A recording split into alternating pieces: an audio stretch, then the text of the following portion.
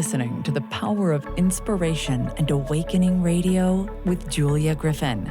To master a higher frequency for a new state of mind. Once you walked in a forest of splendor in which everything you did and everything you thought was aligned. It is possible at this time to begin to return to the old knowledge.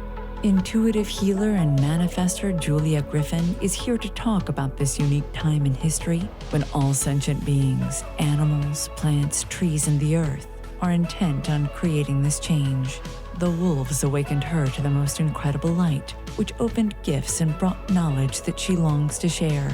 You are creators, and you are born to be creators of beauty, possibility, and joy. Join Julia on a journey into a beautiful and magical world where amazing possibilities exist. Let us help open the door.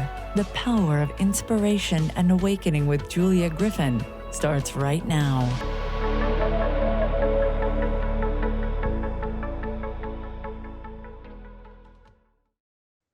Hello, everyone. I'm Julia Griffin, and you're listening to the Power of Inspiration and Awakening on Transformation Talk Radio.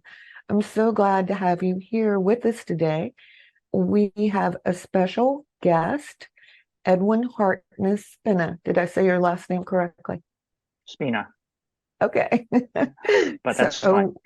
Welcome, Ed, and I'm so glad to have you. Let me tell you about Ed. He's a very interesting person. He's an award-winning author, healer, speaker, and mystic.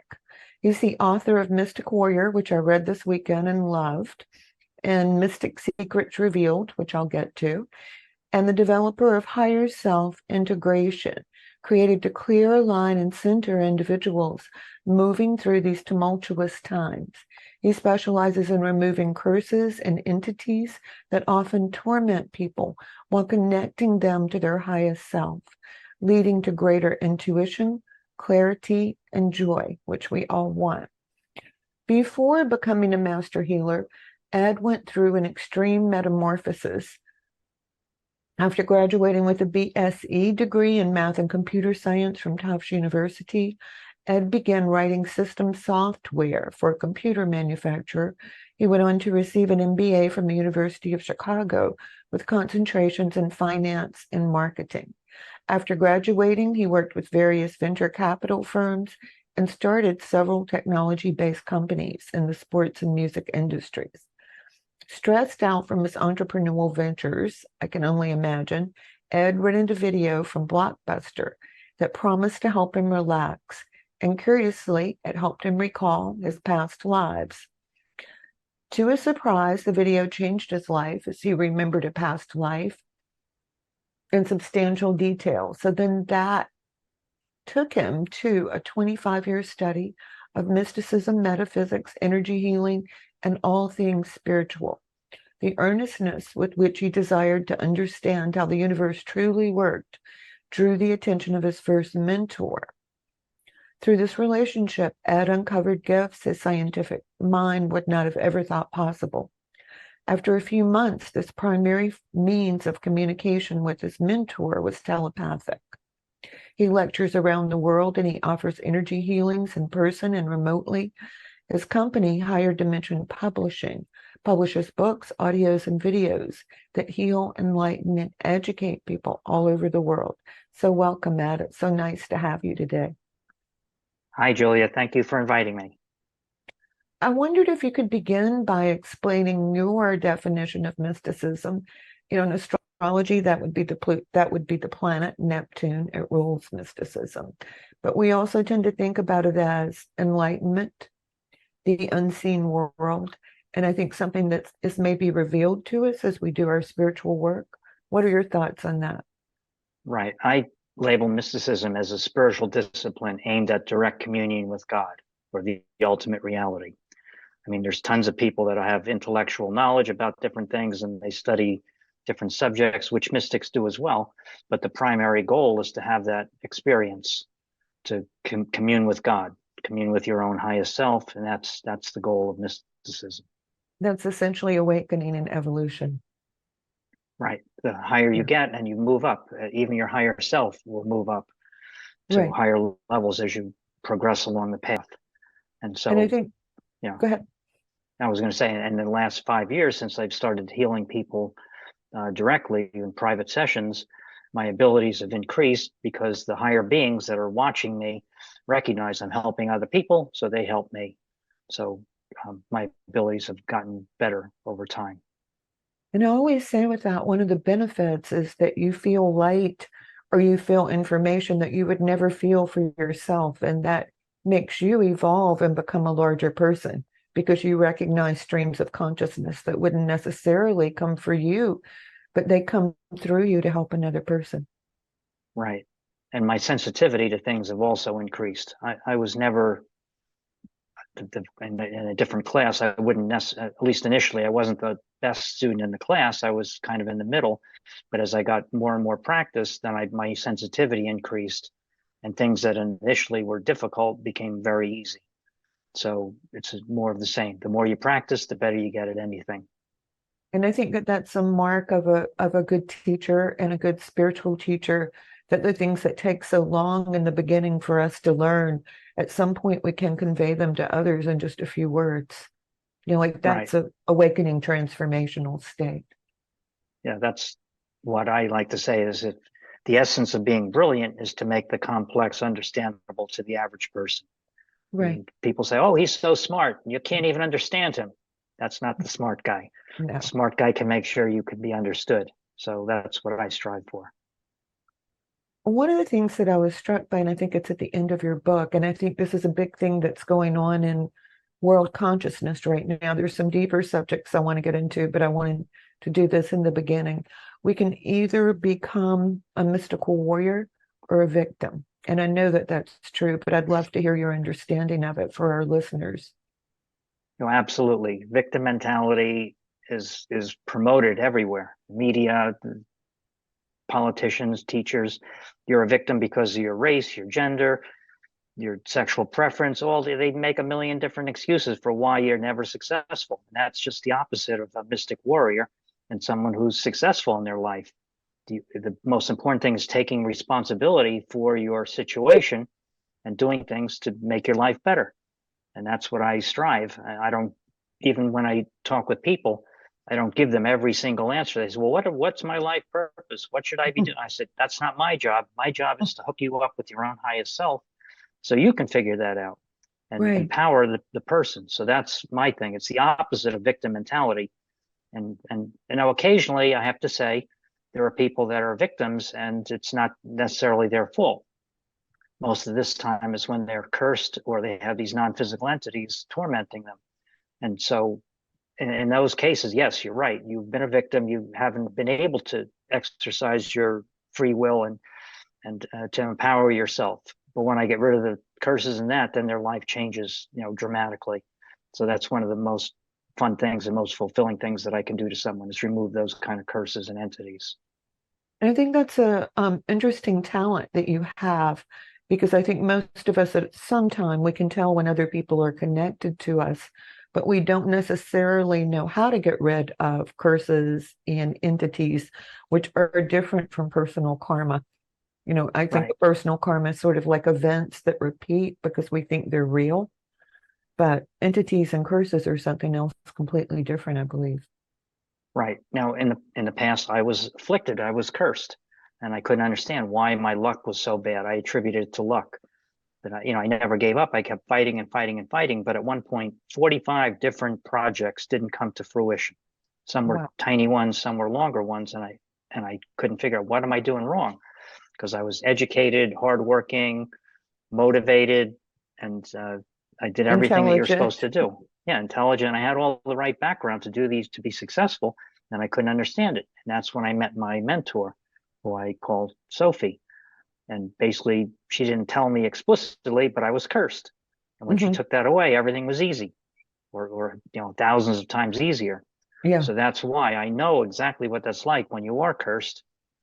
And so when people come to me and they have a problem, I check always every session. Are you cursed? Or are there non-physical entities bugging you? And if there are, I get rid of them. And that's like the most fulfilling thing is to give someone the freedom to be themselves. So that's I take special pleasure in doing that. And I do want to point out, because I've actually worked with you, he does it and he does it very quickly. it's an important thing to know. If you're a person who's working on awakening, you're working on your karma, you're successful with it some of the time, but things just aren't working out. This is something that you should consider. And we're not talking about you're going to be cursed for all of eternity. We're just talking about something stuck to you that you want to get rid of, basically. Right. Now, curses and there again, like you said, there's no guarantee that you'll be curse free for the rest of the time, but I take every precaution possible to make sure that it never comes back. Because Right. besides getting rid of the curse, you have to get rid of the evil magicians responsible for the curse. So I tie them up, take away their power so they can't harm you again. But then I go after their entire network to shut them down so they can't call their friends or associates to also come and bug you. So Right. there's no guarantee that if someone's extremely vindictive, say they're both in the physical world, that says, "Oh, I hate this Julia woman. I'm going to go after her," and then they run into someone the next week who's an evil magician, and they try to get you to curse you again. There's no guarantee that doesn't happen, but all the common usual suspects that they would go to or have been eliminated.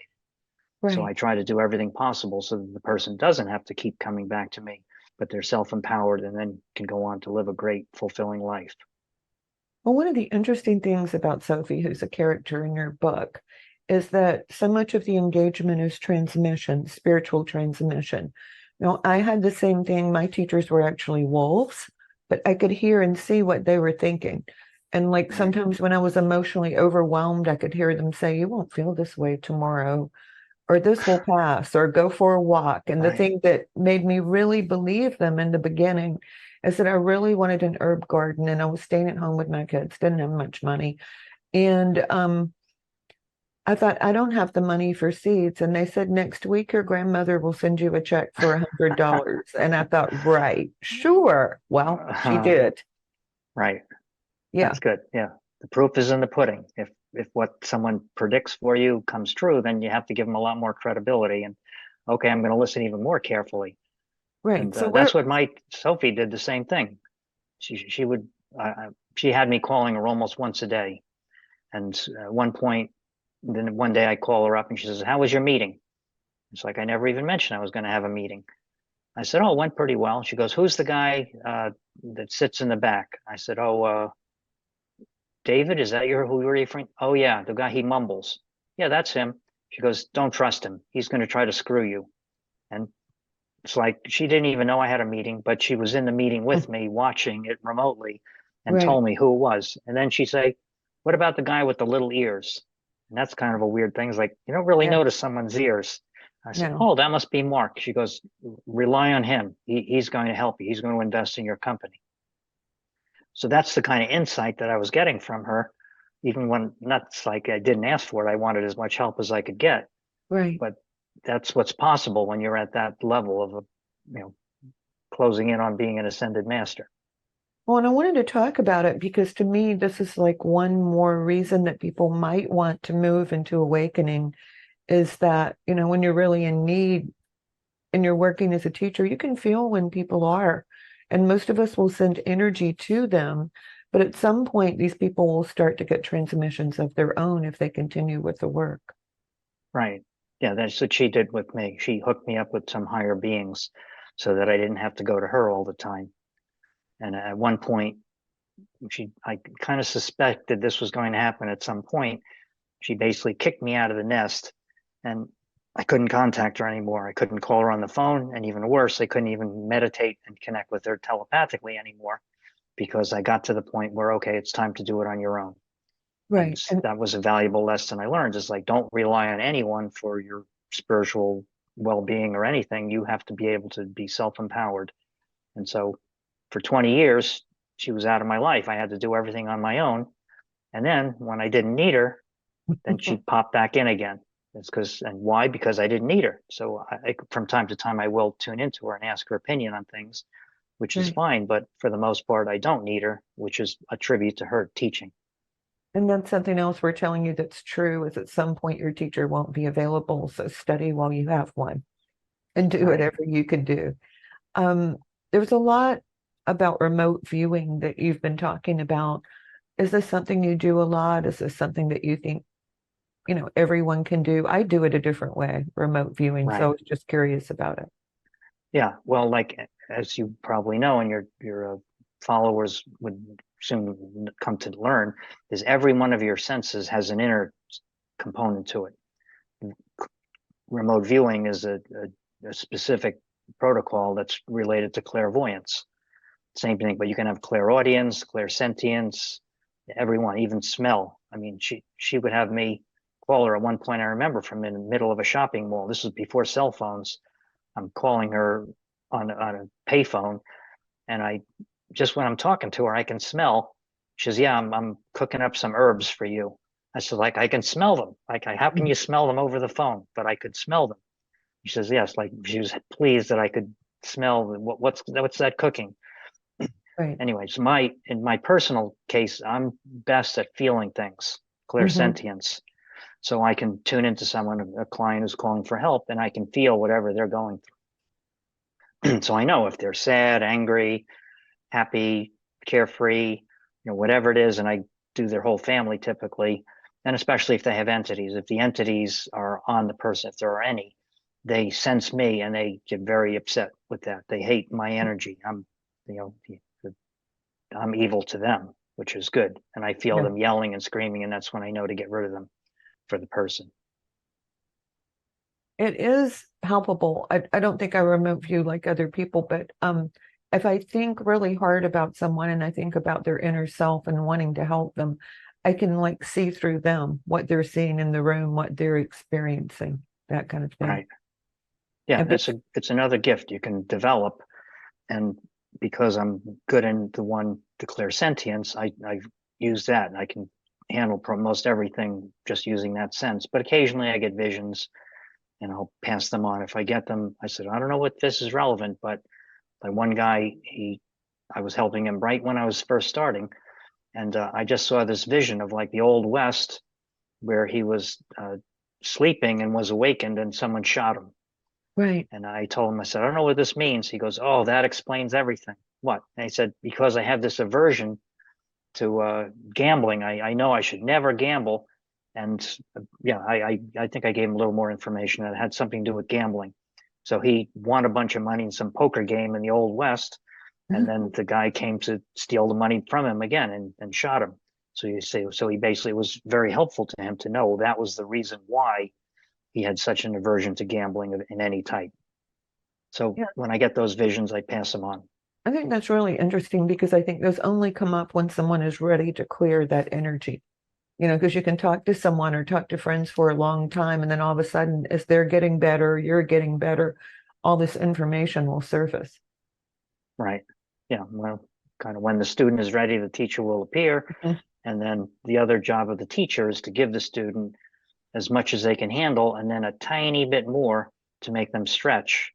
But you can't overwhelm them with everything because you do that, then their eyes glaze over and they don't hear anything you're saying. No, So they that was can't a lesson I remember had it. to learn, yeah, early on as well. At one point, I woke up, I thought everyone was telepathic. It's like, sounds crazy, but that was what I thought this one day. And he was an investor in my company. He came down and said, oh, our lunch has been postponed. I said, oh, I know. He's like, what do you mean, Well, you told me last night. I said, what do you mean? I was out with my friends. They said, yeah, you were out with your friends at some restaurant bar. And I remember you were sitting at the bar and they were dancing. Mhm. And he's like, how do you know this? I said, I don't know. I thought you knew it. And it's like, well, he was all right. Next time, can we just like rely on telephones and things like that? That's a little more reliable. I said, oh, okay. And that was when I realized, wait, I thought we hit the shift or something like that, and everyone was telepathic. Well, I But think we're going. we're I not think quite we're there yet. going into that. I think there's Right. a chance that we'll go into that. Yes, we're just not quite there yet when I thought we were there.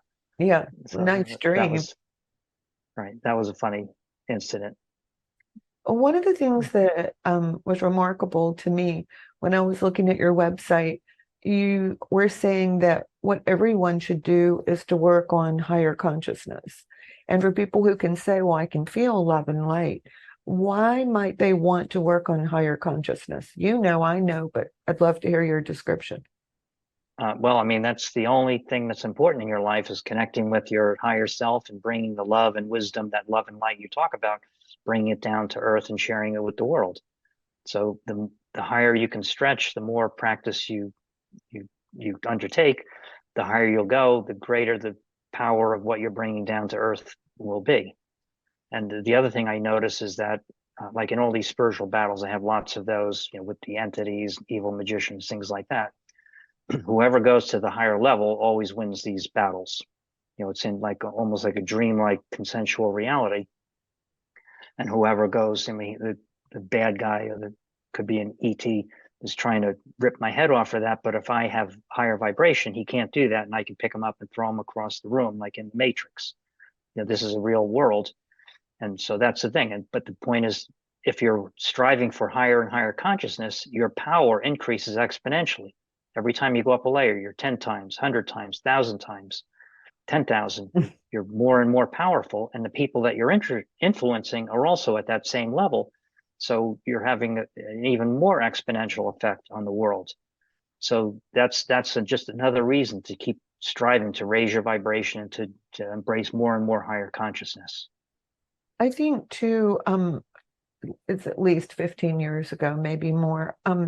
I had a teacher and he was telling me, you need to expand more, you need to evolve more, you need to create more. And I said, why? My life is just great right now. I'm doing well money-wise and with my work. And he said, because even the most spiritual beings in this universe or this galaxy continue to evolve. And he said, that's what you came here to do, was to continually evolve to higher levels. And he said, it's not going to go away when you die. And he said, you're evolved enough to know you might as well start now. Right.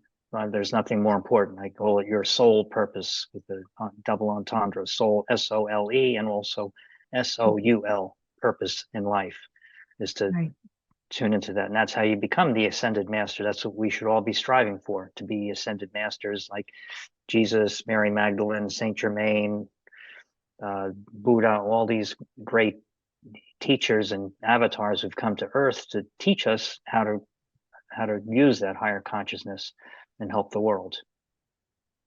And I think to move into it so fully that we begin to see what's invisible. You were talking about witches and wizards and magicians, and they're also angels, and they're also beings of light. And I really didn't expect to see or become conscious of all those things when I first started my work. But it's the truth. Those things are there. Yeah. You sound like you're more visually oriented than me. I'm more feeling oriented, but it doesn't matter what path you go to get to that higher level. And again, even my other abilities are fleshing out more. I become more clairaudient. I can hear people saying things. When I tune into people and I talk about, oh, your sister, she's very angry, and she keeps complaining about, oh yeah, that's my sister. All right, you got her. You know exactly. Do you feel any better? Not, to be honest, not really. And I see, oh yeah, that's her, skeptical down to the thing. So I can feel and almost hear what they're saying to me when I work on them. So and you get better as you practice. I do think you feel and hear whatever it is. We all have different abilities, and I think they all become stronger as we do more work. Now, I would say it's not a drawback, but when I was starting and I could feel things, like I would go to a spiritual fair or that, and I'd walk down the aisle and I would feel totally overwhelmed with all the negativity in that. And I'm thinking, why? This is a spiritual fair. I'm supposed to be feeling uplifted. And I would duck behind a curtain or that, and it was much longer processed in order to clear myself. And then I walked down the next aisle and the same thing would happen. And then it occurred to me that I was acting almost like a magnet, because I was a little bit brighter than the average person there. But why are these people there? They're there because they have problems. And they're looking for solutions. And the best solution is unloaded on me. Yeah. And so that's a point that people go through. But then you reach this inflection point where your energy becomes high enough that you're instead of just automatically magnetizing and pulling things toward you, you're past that point and you're the one radiating out energy to anyone. So you just walk by someone and at the same spiritual fair, only they feel better because you flushed the negativity, the anger, the sadness out of them just from walking by them. So that's a point where you can get to that. There was another funny thing is I used to love microbrewed beer. I used to brew beer and that. And one of my favorite things would be on a Friday afternoon to go to the local microbrewery and try out whatever the new beers were there. But I couldn't go because what's everyone else doing there on a Friday afternoon after a hard day at the office or working? They're there to unload. And so here I am, the magnet that's taking on all their stuff. So there was a point as my energy was increasing that I had to take a few months off until I got to that inflection point, and then I was able to go and enjoy myself again. So yeah, that's the more sensitive you are, you'll recognize these periods in your life where this happens. I still go through them. Sometimes when I'm really growing, it's like it becomes unbearable to go anywhere. I do it, but Right. it's hard, or I'll come home and need to take a nap. And then I'll notice a few months later, I'm like, this is fun. I wonder why it bothered me so much. But of course I know. Right. Well, in that same light, at one point, one of my companies, I was traveling around like every other weekend. I'd go to a different city to as a vendor, and so we'd stay in inexpensive places where they have the breakfast, continental breakfast in the morning, and I go down there and we have to save money where I'm eating the continental breakfast, but invariably there's some big screen TV blaring nonsense, and it was so offensive to me. So I had a technique where I would look around, make sure no one was watching me, go up to the TV and slowly reduce the volume until you couldn't hear it. Then I would turn the TV off. And if I did it slowly, usually people didn't notice and I could have peace because I couldn't take the blare of that nonsense. But every once in a while, someone would, especially a worker, wait a second, who turned off the TV? Where's, and then they go and turn it back on again. But yeah, what kind of the more, or at least there's a phase where you just do not want to have all this noise, clutter, and that you want to be silent. So those are the times I love to go into nature. Yeah. Be by myself. Yeah. It can be overwhelming. And I'm going to say about television, mainstream media, it is a wave. It's a specific wave that can really upset your consciousness, I think. Right. That's the best line is there's a reason they call it programming. Right. So that's the first thing I say. You want to improve your life? Stop watching TV. It's that simple. It's anything. I read it. Stop reading the news. Yeah, I read it once a week, but that's about as far as it goes, which is fine. Right. Yeah. That's the fastest path. Stop putting mental poison into your being, and you'll be better off. There's less to detox from later on. Well, one of the things that you wrote about on your homepage that I like is you were saying, don't suppress emotion, notice it, observe it, but don't get stuck in it. Go beyond it. Right. Yeah. We live on all these different levels, physical, emotional, mental, and spiritual. And if you're just focusing totally on your emotions, you're not going to go up to those higher levels, which is again, beyond thinking, beyond the conscious mind where you're communing with ultimately God, with the true reality. So that's what I try to steer people to try doing that. And I try to tell myself, even though I'm an emotional person, I keep getting better and better at it, that emotions are just like waves. You go up and down. And just because I feel this way now doesn't mean I'll feel that way tomorrow or in 2 days. And if you can think that, it helps you to observe it and get some distance from it. Right. Yeah. Well, now with my techniques, I can just take away the negative emotions with people that call in. I say, I can feel your anger. Let me just take that away. And I fill them with energy while talking to them so their mind is occupied with what I'm doing and they can feel it, and then I just take it away. And especially with their parents, siblings, whoever, spouses, whoever it is, as I do that, oh, she's really angry. Let me take that away. And she's like, she doesn't know what to do with herself because she's not angry anymore. I said, well, you don't need to be angry. In fact, if you're not angry, you're going to think more clearly and everything's going to be better in your life. If you keep focusing on the things that make you angry, then for sure, you're going to have the universe say, oh, she needs more things to make her angry. Let's do that for her. So, and then I tell them, okay, so tell your mother, this is how you should do it, or tell your spouse, this is what they should be doing. And So it I helps think them out in that way too. I think it is such an important point that our earthy self, or the self that we are right now, is experiences things that the higher self doesn't. And sometimes if we can wait and observe or send a light to ourselves or get in a better place, those things transform or transmute. Right. I mean, ideally, you're looking at everything from the perspective of the higher self, and okay, this too shall pass, and you don't get bogged down in whatever temporary emotion you may be feeling. Right. So we are coming up to our break. I'm Julia Griffin at One True Self. I'm here with Edwin Spina about moving into higher vibrations and exploring the mystical world. You can find Ed at mysticwarrior.us. So stay with us. We'll be right back.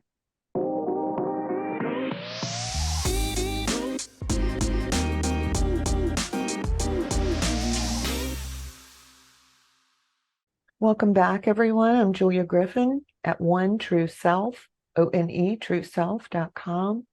And I'm talking with Edwin Spina and about the mystical world, about what's going on in the invisible world, the things that we experience, and the importance of the higher self and the evolution of higher consciousness. And he will share more insights with us in the next few minutes. You can find him at mysticwarrior.us if you'd like to learn more about him and his work. And now Ed is going to take us into a healing session. Okay, anyone who's listening to this podcast, even though it's not live, you can still get the benefit of this energy. So I'm going to ask everyone, just breathe at your own natural rhythm. With every inhale, take in the abundance and love that's prevalent in the universe.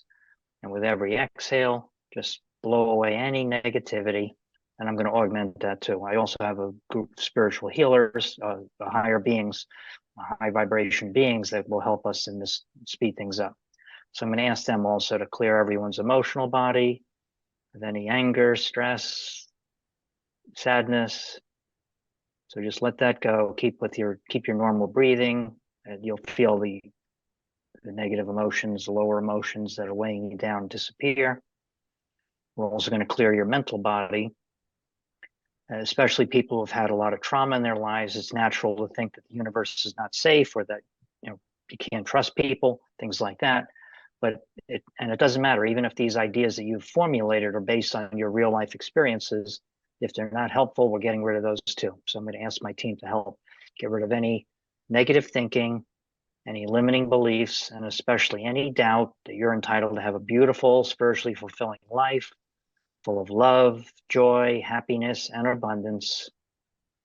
So I know I'll ask my team also, if there's any non-physical entities bugging anyone, let's get rid of those also at this moment. I'm not tuning in with the people in the future yet who might be listening, but there may be some that have that. So we'll get rid of that. And now I've been recently working with 8 ascended masters. And one that everyone loves is Lakshmi. She's the goddess of abundance. So I'm going to call her in. She loves to help. So I'm going to ask everyone who's listening to this to feel the energy of Lakshmi. Lakshmi, please infuse your energy into everyone listening to this podcast. And you may feel she's tweaking things around, because her specialty is helping people to find a career or calling that's spiritually fulfilling as well as financially rewarding. So people that are working in jobs that only to make a paycheck, in that you may feel a little, not really discomfort, but the reminder that you're not doing what you're supposed to be doing here on earth, that this is a temporary position, and you don't have to torment yourself by doing something that you know is not of benefit to other people, and that it may be just to get a paycheck. So I'm going to let Lakshmi infuse her energy into you. And even if you're doing the right thing, she may help you find new ways to get clients, new ways to market your services, even new offerings you may be able to offer to people. That's her teaching. And it also comes from, which she also teaches, that it doesn't matter where you come from, whatever humble beginnings you may have or not, it doesn't matter. Just like the lotus leaf is one of her signature. She usually appears on a lotus leaf. because the lotus can grow even in the muddy, dirtiest water, and it still is a beautiful flower. So the same thing, you can become that beautiful flower as well. It doesn't matter your humble beginnings or wherever they might be. You can always improve. And again, find your true calling. And that true calling is right in line with what your higher self is helping you to connect with. When you find that true calling, then instead of having to push to try to do something, you find yourself being pulled automatically to do more of what you're good at and that you're helping other people. So that's the teaching. If you do something that you love to do, that's spiritually fulfilling and that helps other people, then you'll be rewarded for it. So, all right, so with Lakshmi's energy, I'm going to just take everyone to a higher place as well. It's higher, higher, higher. As all the emotional and mental baggage is gone, the spiritual entities are gone, and you have the infusion of Lakshmi's energy to help you. So take a moment to bask in this energy. And even though I can't feel them on the call in the immediate present, I can feel the heart energy opening up from people who will be listening to the call in the future. So, okay, well, that will give everyone a taste for the kind of work that I do. And as wonderful. you mentioned, it's very fast. Thank We you. don't have to sit around waiting for grass to grow. We just do it immediately. That's what I've been saying lately. I want manifestation to be quantum. Right. And that's another reason. The higher you are, the more power you have, the closer you are to pure source energy, the faster you can manifest things. Yeah. So it's just another reason to keep raising your vibration and striving for higher and higher consciousness. I did think about something you were saying during your healing session just then, and that was that you said if you keep listening to your higher self, you'll find the right thing. So when I was really going through that, I had to date published one article, and I saw a spiritual magazine online, and it said they were hiring writers. And she said, do you have any articles you can send to me? So anyway, I sent it to her, and she said, you're hired. We need you to write 3 or 4 articles a month. And it was good pay. I was like, wow. It was almost what I was making at my regular 8-hour job. So then after a year or 2 of doing that, because it was a spiritual magazine, people started wanting readings. And so it actually created my business. Right. That's awesome. Yeah. Yeah. I come across a lot of writers and people that I want to write this book and I don't know where to start. And I give them simple advice, which I heard from other people who are not necessarily spiritual, but it applies to everyone. And that is when you get the idea of what to write about, just write as fast as you can without thinking about it, without editing, as fast as you can. Just get it out every last bit. If it's a scene in your novel, if it's an article that you want to write about something that's spiritual, whatever it is, just write it as fast as you can. Then later, go back and edit it. And also, you don't have to write things in order. Like my novel, Mystic Warrior, I didn't write that in the order that it happened, even though it happened and it's written in a chronological order. Some scenes I saw in advance, I wrote them, then I went back and wrote things before, and then I'd say, wait a second, I have to get from A to B. I need something in between. So then I would write the scene in between. Then I say, wait, this has to come before this, but it can come after that. So let's move the whole thing over. And so that's what I did. I was laying on my bed with highlights of the scenes, and I was shuffling the papers, putting them in the right order later. So that's another trick. Just write whatever comes to mind, because while it's fresh in your mind, do that. And if you do that, then writing is much easier. Oh, we do want people to know, though, that if you keep going to that higher consciousness, different events will start to pop in and things will change. Right. Yeah, that would happen to me too. I said, oh, I need a scene here between here and here. And I would go and meditate, and then bam, there's the scene. Then I'd go out and do the same thing, write it as fast as I could to fill in the gap there. Right. But the universe does that for us once we get on that path to higher consciousness. It writes in the scene. Yeah, that's what I say. Creativity and inspiration, that's your job. Tune into your higher self, ultimately God, whatever name you give to this higher power. And that well, the information will pour through. So you don't have to worry that, wait, I'm not necessarily a good writer or a good sculptor or painter.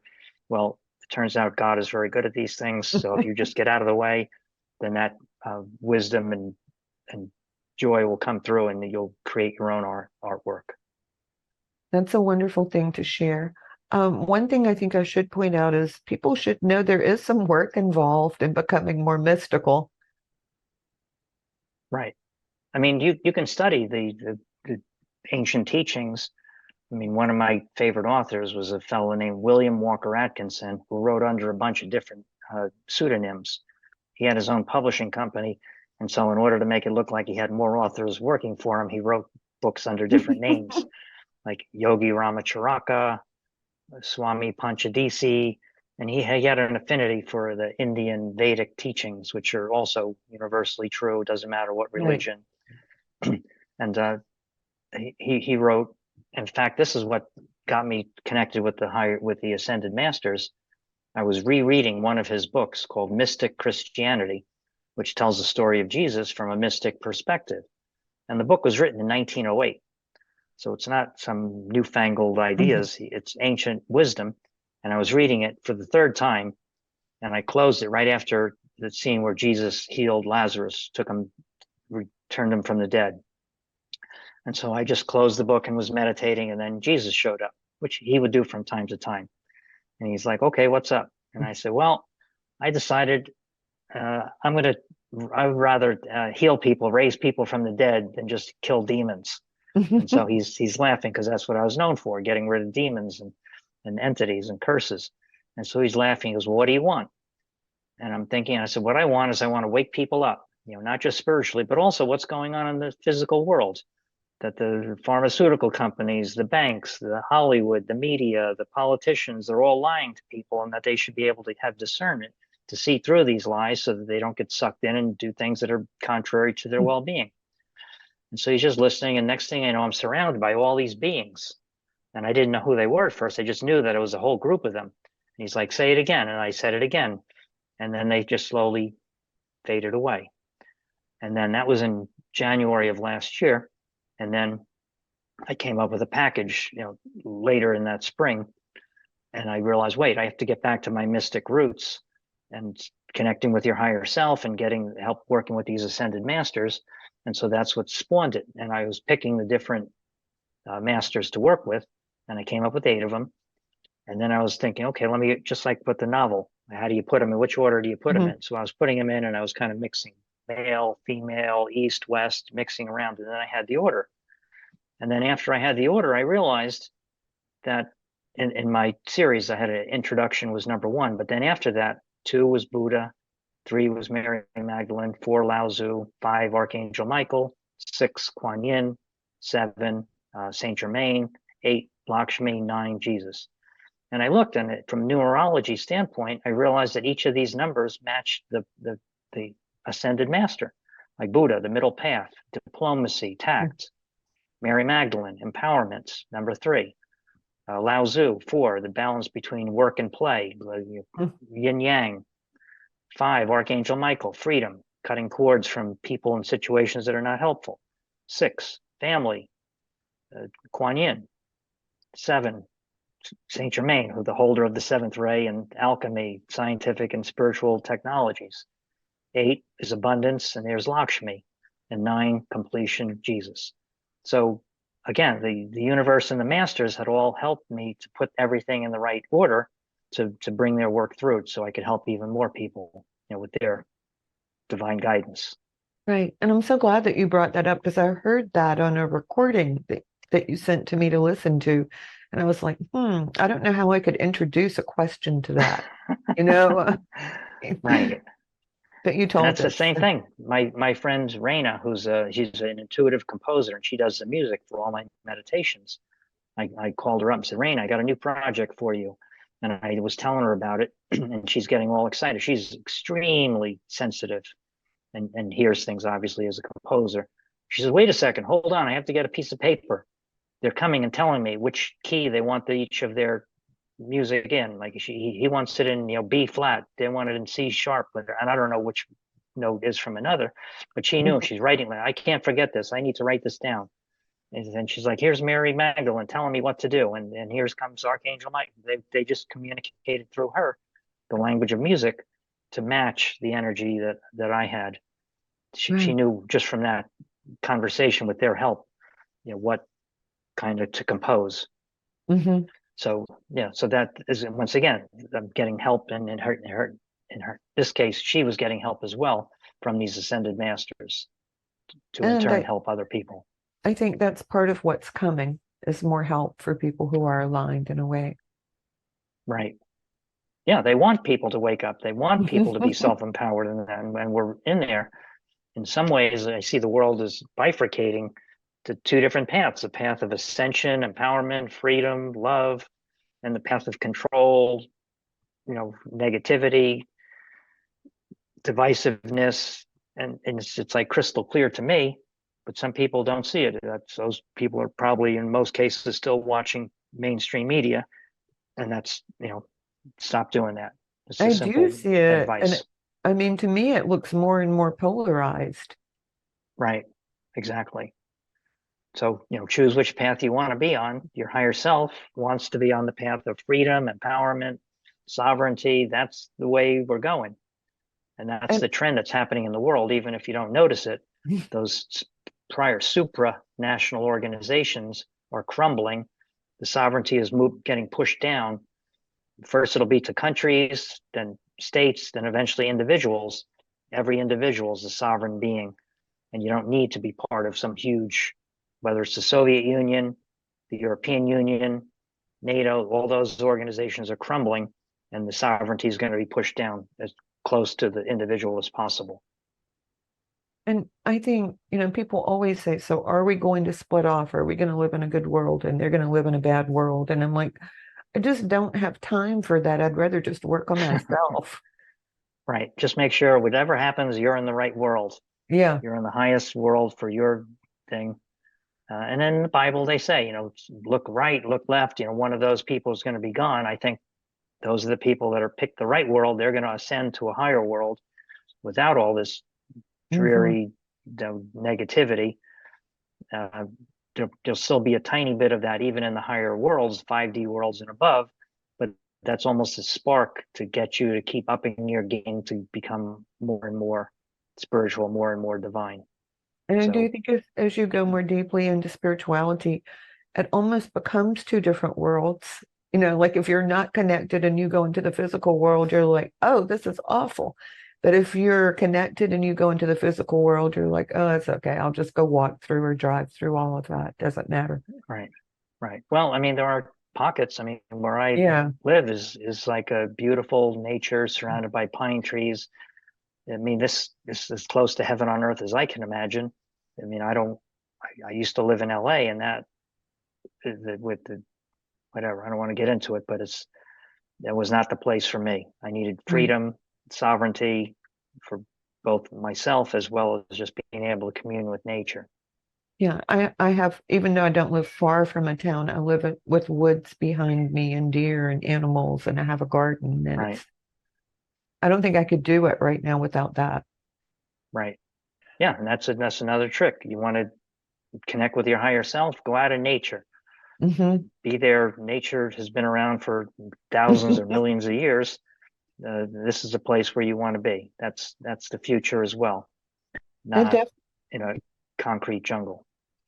It definitely is, and I wish I could remember his name. I watch gardening shows from Great Britain, and this guy was some famous singer there, and he had this huge plant exhibit at, like a big plant fair. I guess it was one that the Queen had long ago made it hers, a Regency fair or something, but they were asking him to tell them about it, and it showed this beautiful garden he had built. And he said that he just started with a few plants, and he said one day I understood, and it completely changed me. He said, yeah, I'm a loud partying musician when I play. He said, but the rest of the time, he said, I come in the garden, and he said, I figured out that there's this song that's being played all over the planet. And it's loud in nature, and it's a song of harmony. And he said, so now he said, anytime I'm not playing, I'm in the garden or with my family looking for that song of harmony. Right. That's good. And I would do the same thing when I was in LA. If I was feeling any discord and I wasn't feeling on top of things, I would go to the Lake Shrine, which is the self-realization fellowship that was started by Yogananda. And they have beautiful gardens with a big lake with swans on the lake and a windmill where the pictures of some of his masters, Sri Sri Yukteswar, Jesus, Babaji, I can't remember all of them. And you could go I'm there and impressed suddenly you're with in your their energy. I'm impressed with your pronunciation skills. That's great. Well, I mean, I love them. I mean, they all, and I at one point they would close down the windmill for renovations. I said, "Oh my God, what am I going to do?" So I went into the gift shop, and in the gift shop they had Yogananda's desk. So I moved a chair right over next to his desk and was sitting there meditating while everyone else is shopping. But I had the same benefit, communing with Yogananda, another, maybe he's not technically an ascended master, but he was very helpful to me to commune with his energy. Certainly close enough, I would say. Right. It's You like, have an amazing list of books, and one of those is Autobiography of Yoga, which is Yogananda. Incredible book. But these things that right, we're talking about hearing things from other people, helping, seeing things, he experienced all of that and he documents it. And that's a completely different kind of country than what we're in right now. right. Yeah. He would take it on faith that the God would show him what to do, and he'd be broke, poor, in a foreign city, and then he would get help. Someone would help him. So that just shows the value of faith and trusting in God and yourself. So yeah, Yeah. Yogananda is another one of my favorites. And then he had a teacher who I don't know if it was his sister or a friend, but she couldn't conceive. And he brought her in to see his teacher. And his teacher gave them like a date or something, and she conceived and had the baby at that time, which I Right. thought that was pretty remarkable. Yeah. Well, that's ascended masters have a lot of abilities that may not make sense in the 3D physical world, but in the higher worlds are completely logical. I'm just saying that so if someone thinks this is far-fetched, get some of the books that are listed in the back of his book and read them and see what you think. Right. Well, that's one of the But great I ones. think that's the higher sphere of what's going on, is that when more people are like that, we can say something like that. Okay, you can have a baby, or okay, you can have your money come in, or okay, you're no longer in pain. And I do Right. think that's a vibration or a frequency that's coming in now. Right. Things are more and more possible, and things are happening faster and faster. So, Right. Still not happening as fast as I would like it, but No. the bigger picture is beyond what I can understand or any of us can understand with our conscious mind. So we have to be patient and let everything play out. But I do think you're right. It is coming in faster, and there are more psychic or spiritual things that can happen now. It feels like there's a wider range of possibility. Right. Yeah, everything seems to be possible now. I mean, even when you look at from a pure business standpoint, some of the biggest companies in the world, some of them are only a decade or so old. It doesn't take 100 years to build up a huge successful company. Right. So, I mean, it's possible. And then people say, well, I'm too old to do this or that. And then I remind them, well, Colonel Sanders, the guy behind the Kentucky Fried Chicken, the real life guy, he didn't start that franchise until he was 76 years old. So don't say, well, it's too late. I wish I had done it, 20 years ago. It's like, when should you plant a tree? Best time is 20 years ago. The next best time is right now. Right. So same thing, plant or invest in yourself, and the best time to do it is right now. Yeah, and that colonel, if I remember correctly, for his entire life, he had not had much money, and then all of a sudden, just overnight, Colonel Sanders, Right. that's who it Yep. was. He just made it big time at 76 and lived a nice Right. long life too, I think. Yeah. Yeah, I don't know how long. I just remember he started at 76. That should inspire everyone. I I know. mean, So we're getting close to the end, and I wondered if you would tell us about any upcoming activities you have, or share your I may, website, any other yeah. information. Well, if you go to my website, mysticwarrior.us, there's actually like two websites that are fused together. Mystic Warrior is the more about me and my books. And then energycenterclearing.com is the one where I do the energy work. But they both can be reached using the same mysticwarrior.us URL. But you go there, you can read about what I do. Energy Center Clearing was the first MP3 that I made, or CD that I made, that cleared out your energy centers from a Western mystic perspective. That was the start, and that was kind of my flagship thing. But since then, I've gotten better and faster. So I have a number of other things. The higher self integration that you mentioned earlier is meant to connect you with your higher self. And that's a private session with me, which is very fast, 25 minutes, and I can do you and your entire family. It's very rare that it would take any longer than that. And then the other program that I have that's even the most popular one now is I do 30 days of remote healing.